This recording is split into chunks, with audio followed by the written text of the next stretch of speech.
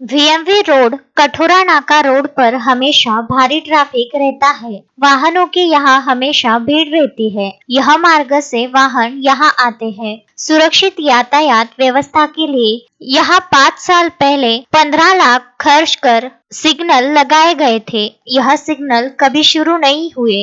In signal को शुरू करने की मांग पूर्व नगर सेवक प्रदीप बाजर ने पुलिस आयुक्त को सौंपे निवेदन में की है। उन्होंने कहा कि इस चौक में तीनों मार्ग के वाहन यहाँ आते हैं। ऐसे में यहाँ हमेशा वाहनों का काफिला लगा रहता है। सिग्नल बंद होने से परेशानी होती है। छोटी मोटी दुर्घटनाएं भी इस मार्ग पर होती है। ऐसे में सुरक्षा के मद्देनजर यहाँ बंद पड़े ट्रैफिक सिग्नल शुरू किए जाए। जनप्रतिनिधि मनपा प्रशासन का इस ओर दुर्लक्ष्य हो रहा है। कोई भी इस ओर ध्यान नहीं दे रहा है। वाहन धारकों को बड़ी समस्या में ऐसे में उठानी पड़ रही है। इसे देखते हुए इस ओर ध्यान देकर योग्य कार्रवाई करने की मांग की गई है। नमस्कार, मी प्रदीप बाजड, शिवसेनेचा आणि अमरावती महानगरपालिकेचा माजी नगरसेवक।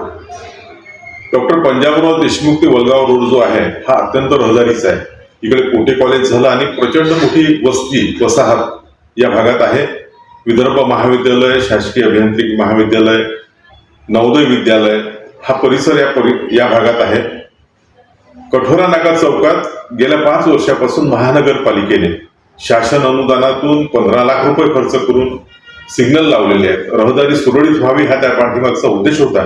पण दुर्दैव असं की ते तसेच पडून आहे। आज त्या भंगार स्थितीत आहे, बंद पडलेले आहे आणि काही पोल पडलेले आहेत। माझी अशी विनंती आहे आपल्या माध्यमातून की महानगरपालिकेने तातडीने लक्ष देऊन वाहतूक पोलिसांनी इथं सुरळीत आपले योगदान द्यावं आणि अमरावती शहरातील रहदारी सुरक्षित आणि सुरळीत करावी ही विनंती। अशोक भाई जोशी, विदर्भ न्यूज, अमरावती।